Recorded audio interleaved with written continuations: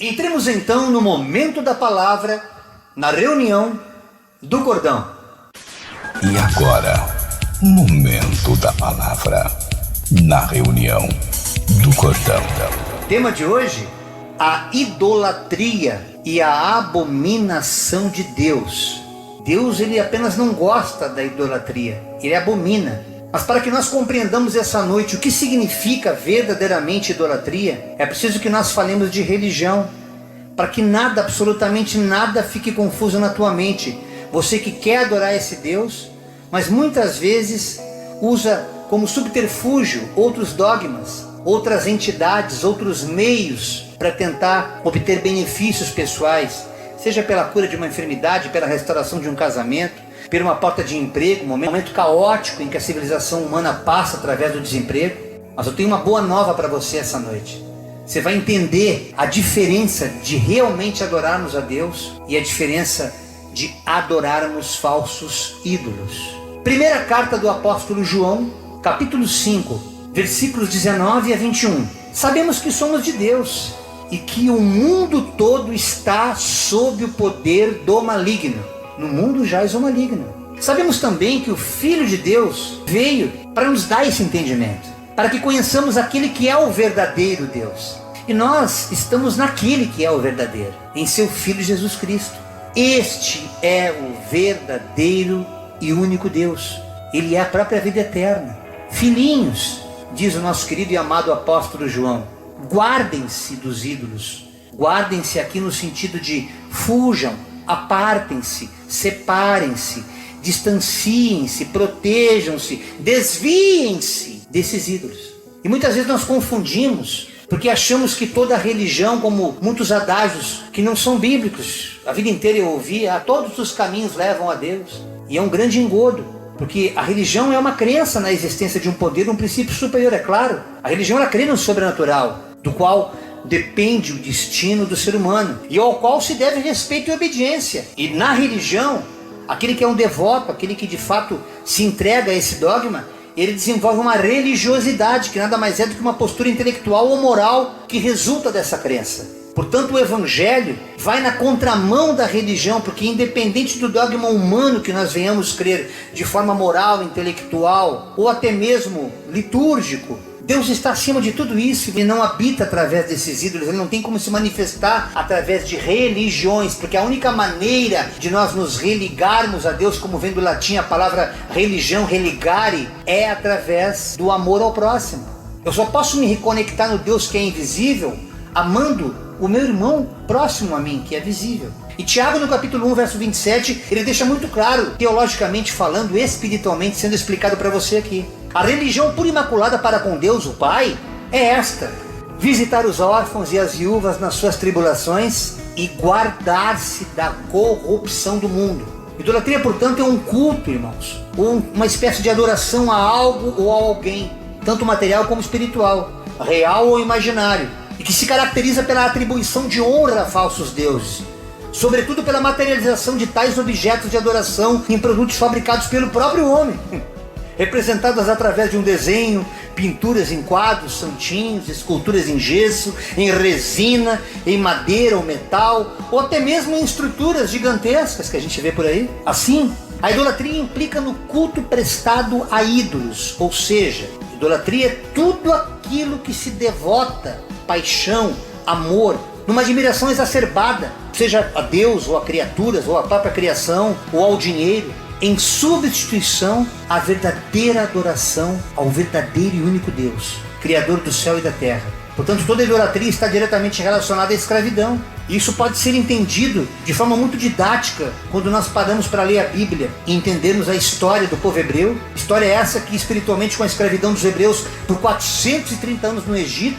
O Egito aqui tem uma simbologia muito clara, muito didática, significa o mundo, não o cosmos, não o mundo enquanto planeta Terra, mas o sistema financeiro, o sistema político-social em que a gente vive. É isso que representa o mundo, e é esse mundo qual chamamos de Egito. Naquela ocasião, aquele povo hebreu foi liberto por Moisés, e esse Moisés foi levantado por Deus para que libertasse um povo que num primeiro momento chegou ali no Egito, levado por José, no meio de uma grande seca, de uma grande crise como essa que nós estamos passando hoje, especialmente aqui no Brasil, essa crise hídrica. E ali José, no Egito, trouxe sua família para viver com ele, e tempos depois, após a partida de José, ainda naquele primeiro século, esse povo tornou-se escravo daqueles egípcios, porque era culturalmente muito normal eles escravizarem povos para construírem suas pirâmides, aqueles templos nababescos, e ali obviamente foram proibidos de adorar esse Deus, o Deus vivo. Toda essa confusão espiritual data desta época, onde aquelas culturas mundanas, aquelas religiões pagãs eram praticadas pelo povo egípcio. O povo judeu, nessa ocasião, os hebreus, estavam presos na consciência e nas atitudes, e por isso tornaram-se escravos. Assim como podemos compreender o próprio Deus Pai, que é nos enviar o seu único Filho amado Jesus para libertar-nos da escravidão do pecado. E através dessa libertação, Ele nos traz luz diante desse aprisionamento na nossa consciência, como por exemplo na leitura da Bíblia. Pessoas que me dizem assim: pastor, eu li esse livro e não consigo entender. Já li, reli. Quando o senhor está pregando eu entendo claramente, mas eu vou ler, parece que eu estou lendo um hieróglifo, uma escrita egípcia. O que acontece? O próprio Jesus Cristo, lá em Lucas 24:45, depois dele ter explicado para aqueles discípulos que ele tinha que passar por todo aquele processo da crucificação, da ressurreição, e ao eles entenderem que já havia sido falado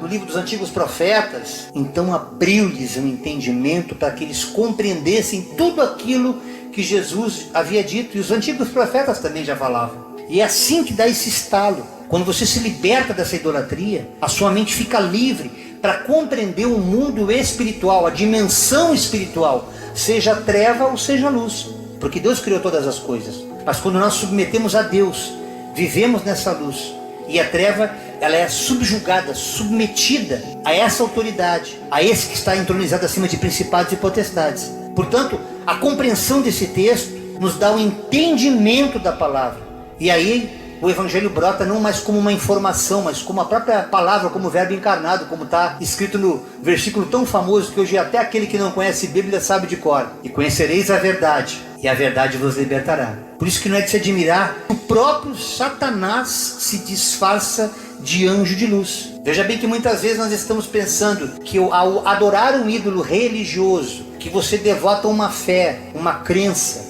e você pensa que essa crença, ainda que herdada de família, ainda que herdada de tradições, você percebe que aquilo gera uma escravidão espiritual. Você fica condicionado àquilo sem uma liberdade. É um aprisionamento, e a tua mente não consegue entender o mundo fora daquele parâmetro. Quando na verdade o Evangelho nos dá uma dimensão espiritual de entender a vida, e desperta então não apenas a inteligência na mente humana, mas a sabedoria de Deus. E essa sabedoria se dá através dessa libertação. Assim como Mateus 24:24, que nos afirma que a palavra de Deus deixa muito clara na Escritura que nesses últimos tempos, usando desse subterfúgio, disfarçados de anjos de luz, surgiriam falsos cristos, falsos profetas, que até realizarão grandes sinais e maravilhas, e se possível, com o intuito até de enganar, de tentar enganar os eleitos, os escolhidos de Deus.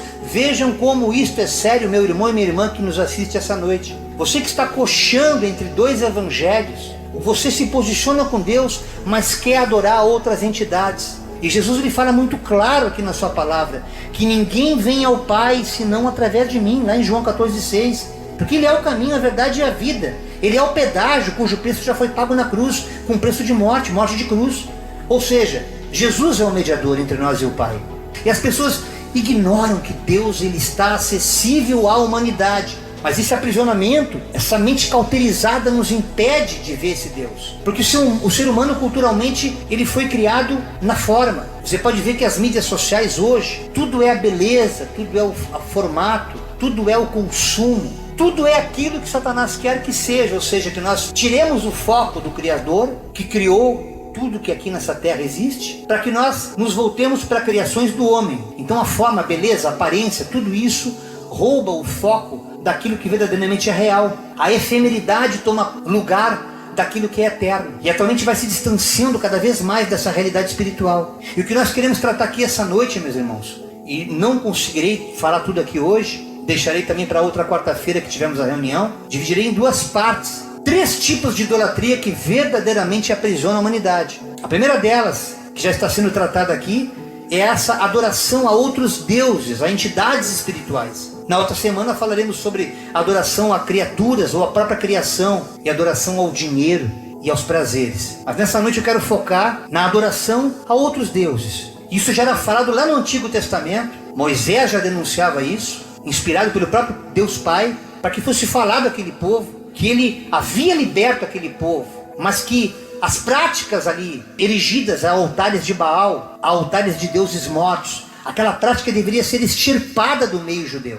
E aqui no livro de Êxodo, no capítulo 20, versos de 3 a 6, não terás outros deuses diante de mim. Não farás para ti imagem de escultura, nem alguma semelhança do que há em cima dos céus, nem embaixo da terra, nem nas águas debaixo da terra. Não te encurvarás a elas, a essas estátuas que tu estás fazendo. Não te encurvarás, nem as servirás, porque eu, o Senhor teu Deus, eu sou um Deus ciumento, eu sou um Deus zeloso, que visito a iniquidade, o pecado dos pais nos filhos, até a 3ª e 4ª geração daqueles que me aborrecem, que me odeiam.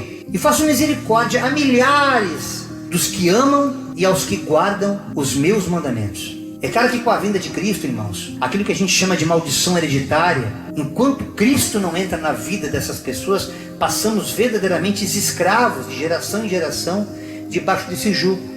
Mas a partir do momento que nós nos voltamos para Jesus Cristo, dos teus pecados não me lembro mais. Ali é uma secção, ali há uma interrupção daquele fluxo maligno. E o Deus Todo-Poderoso, que quer habitar no meio de nós, passa a reescrever a nossa história. Nós nos tornamos uma nova criatura em Cristo Jesus. Por isso que Deus quer que nós o adoremos tão somente em espírito, não focado em imagem de esculturas. No próprio livro de Levítico, no capítulo 19, verso 4, a palavra também nos orienta para que nós não nos voltemos para os ídolos, nem façamos deuses de metal. Ele afirma: eu sou o Senhor, o Deus de vocês. Lá em Deuteronômio, ainda no Pentateuco, no capítulo 27, verso 15, maldito quem esculpir uma imagem ou fizer um ídolo fundido, simplesmente obra de artesãos, abominação ao Senhor.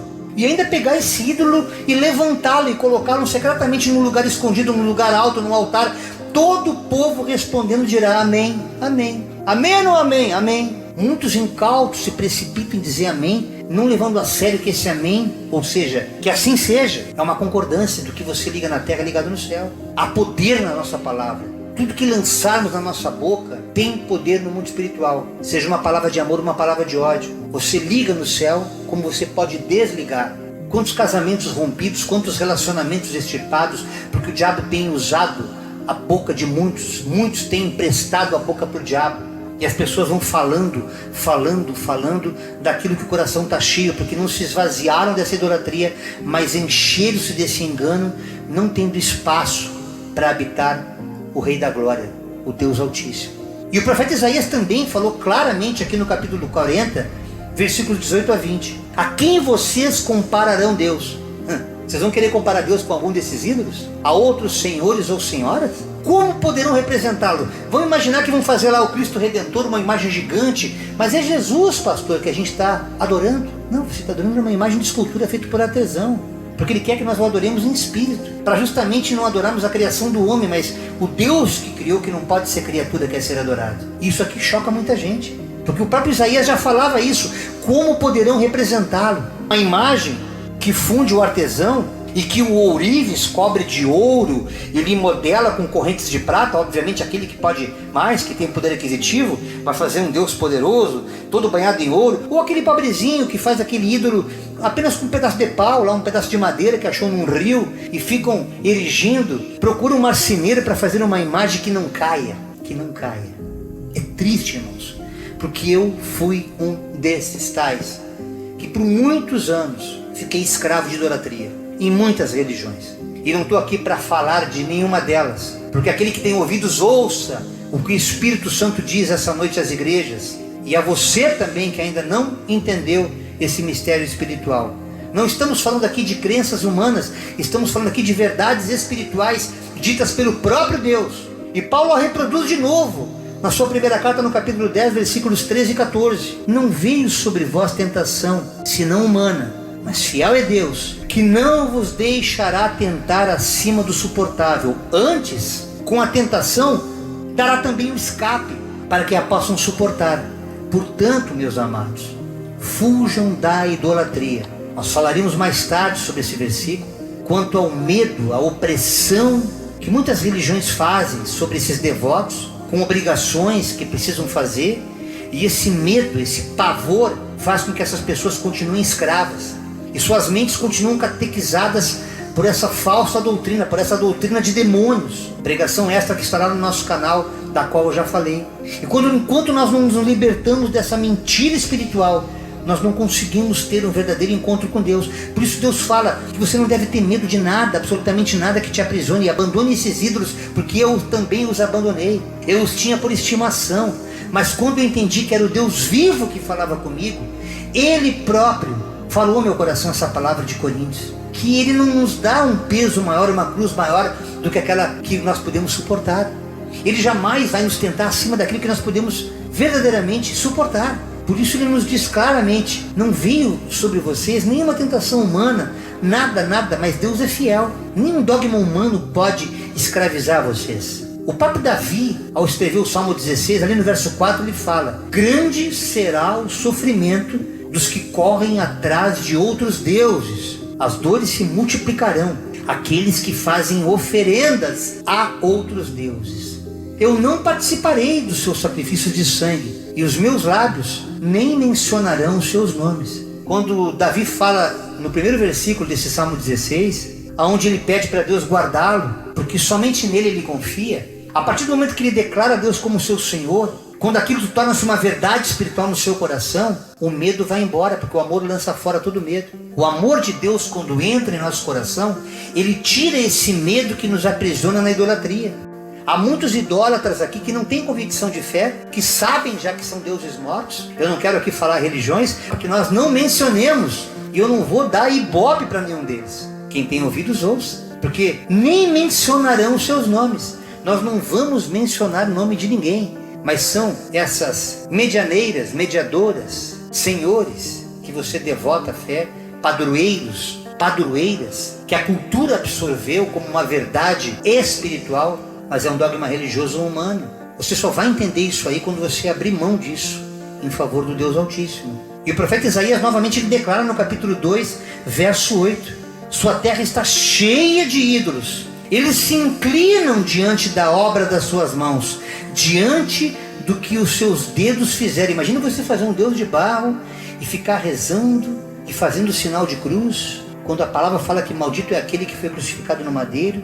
Portanto, esse sinal não tem nenhuma validade perante Jesus Cristo, aquele que já ressuscitou dos mortos. E o salmista, no Salmo 115, versos de 1 a 8, ele é implacável em fazer essa declaração. Estamos falando aqui do Antigo e do Novo Testamento, irmãos. Estou viajando para você ver que a palavra é imutável.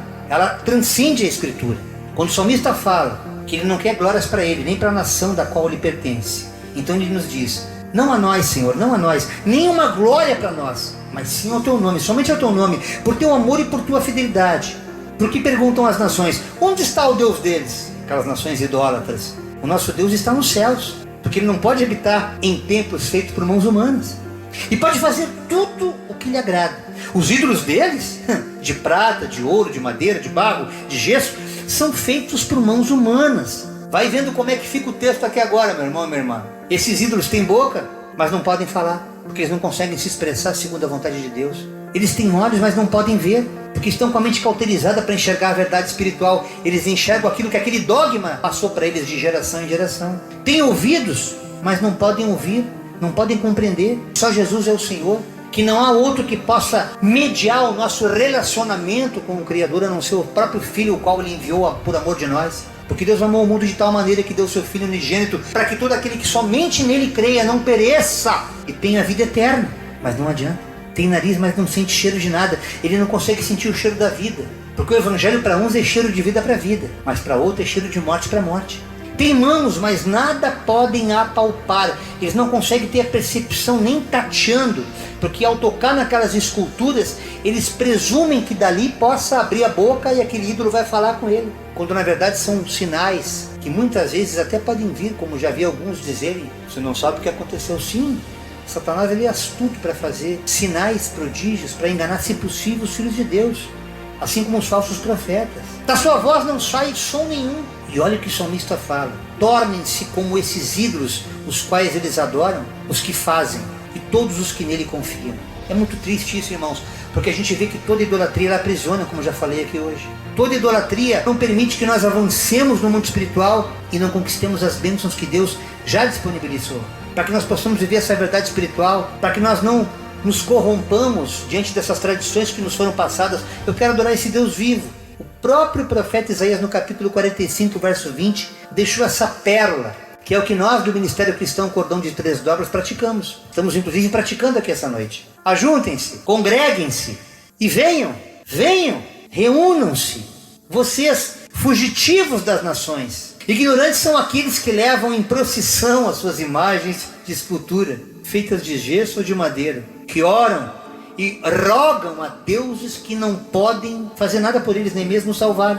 Por isso que o Filho do Homem veio buscar e salvar o que estava perdido. É por isso que nós pregamos o verdadeiro Evangelho, para que a mente catequizada por essa falácia seja iluminada pela luz do Evangelho que resplandece. João, no capítulo 4, versos 23 e 24 nos diz: mas a hora vem, e essa hora é agora, é já, é hoje, em que os verdadeiros adoradores adorarão ao Pai em espírito e em verdade, não através de imagem de escultura, não através de outras entidades espirituais, promovendo-as a medianeiras ou mediadores quando não são, porque só Jesus é. Porque o Pai procura esses tais adoradores que o adorem em espírito e em verdade. Deus é espírito, irmãos, e importa que os que o adoram, adorem em espírito e em verdade. É pela palavra, é sem imagens, é pela fé, em espírito, porque Deus não é um ser físico, e portanto, por ele não ser um ser físico, ele não está limitado a tempo e espaço. O ser humano, ele está preso à forma. Esse microfone que eu pego, ele tem uma forma. Eu consigo me relacionar apenas com aquilo que eu vejo, ou com aquilo que eu cheiro, com aquilo que eu escuto. E a fé não é assim. A fé é a certeza de coisas que se espera, de fatos que não se veem. Essa convicção que nos separa da idolatria é que nos faz viver nessa dimensão. Mas muitas vezes nós nos sentimos tão incapazes de nos relacionar com o nosso Criador, que nós buscamos, ou por tradição, ou por crença familiar, essa prática idólatra, e por não saber orar como convém. Mas quando nós abrimos o coração para Deus, e o Espírito Santo faz morada, aí sim, nós temos a ajuda desse Espírito Santo maravilhoso, que ora por nós, gerando uma esperança que não vai trazer nunca confusão, porquanto o amor de Deus está derramado em nossos corações pelo Espírito que nos foi dado. É o Espírito Santo que vai te ensinar a discernir espiritualmente a verdadeira adoração ao Cristo que vive, não aquele Cristo morto, não aquele Cristo muitas vezes manifesto, enfim, uma imagem de escultura, que muitas vezes eu chorei aos pés dele em imagens de gesso, num profundo luto, que não consegue promover a paz, que ele mesmo prometeu na sua palavra: eu vos deixo a paz, eu vos dou a paz não como o mundo a dá. Mas esse dogma idólatra que nos aprisiona na adoração a ídolos, mesmo sendo a imagem de Jesus, Deus abomina. Essa é a primeira parte do tema, a idolatria e a abominação de Deus, que eu trouxe nessa quarta-feira, no momento da palavra, na reunião do Cordão. Graça e paz a todos. Irmãos, eu quero deixar uma reflexão para vocês, baseada no texto do profeta Abacuque, que nos diz o quanto Deus abomina a idolatria e do quanto ele deseja se revelar para a humanidade através de Jesus. Existe um livro na Bíblia chamado Abacuque. A gente chama eles então de os profetas menores. Vamos então ao texto. Ele está no capítulo 2, nos versículos de 18 a 20. De que vale uma imagem feita por um escultor ou um ídolo de metal que ensina mentiras? Pois aquele que o faz confia em sua própria criação, fazendo ídolos incapazes de falar. Ai daquele que diz à madeira: desperte, ou a pedra sem vida: acorde. Poderá o ídolo dar orientação? Está coberto de ouro e prata, mas não respira. O Senhor, porém, está em seu santo templo. Diante dele fique em silêncio toda a terra. Deus nos afirma nesse texto que ele é soberano, embora muitos desprezem a sua soberania e, ao invés de adorá-lo, escolheram submeterem-se a ídolos, padroeiras, medianeiras e outras entidades espirituais. atribuindo-lhes poder e autoridade sobre as suas vidas. Atitude esta herdada por cultura familiar ou por tradição de seus antepassados. Estes ignoram que estes ídolos não podem fazer absolutamente nada pela humanidade e nem dar a salvação. Essa salvação, ela só pode ser concedida por Deus. Mas Ele, o Deus vivo, que está entronizado no seu santo templo, que é o céu, não habita em templos feitos por mãos humanas. Portanto, se você realmente deseja conhecer e estabelecer uma verdadeira aliança com o Deus vivo, se você deseja conhecer a verdade, que é a sua palavra, vem aprender conosco, participando nas nossas reuniões do Cordão. E é disso que Deus está falando esta noite, através do profeta Abacuque. Amém?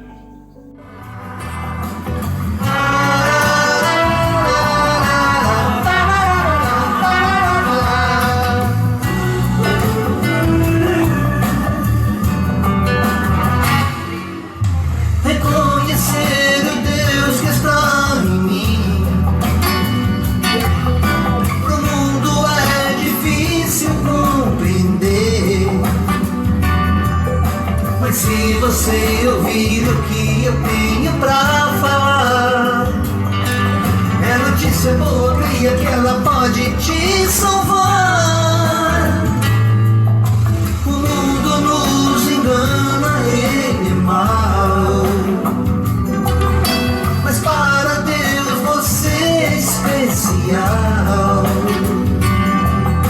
Por isso Ele te chama agora e quer entrar.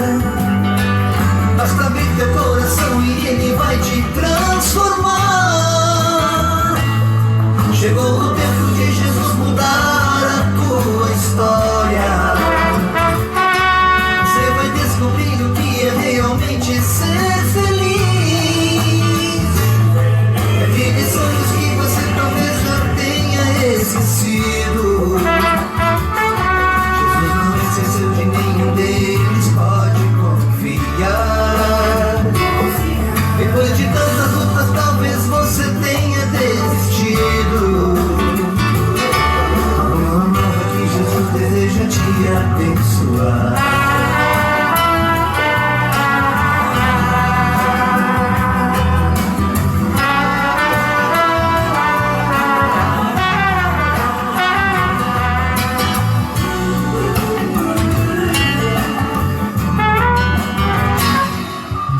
O mundo nos engana, ele é mau, mas para Deus você é especial.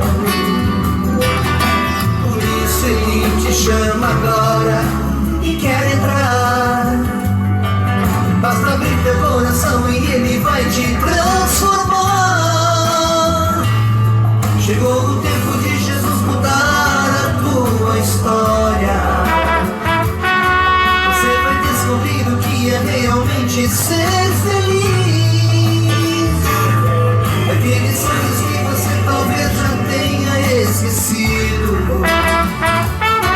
Jesus não esqueceu de nenhum deles, pode confiar.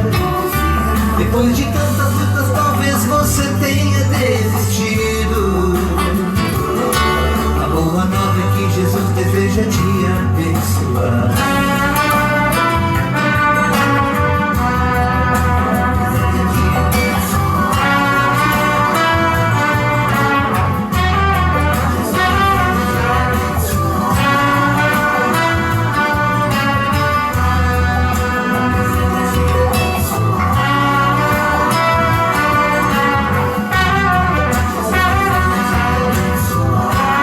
Pelo carinho, gente. Até a próxima reunião do Cordão, querendo Deus. Glórias a Deus. Obrigado, pastor Salvador. Obrigado, pastor André. Obrigado, os irmãos do Cordão. Obrigada pela presença de todos. Música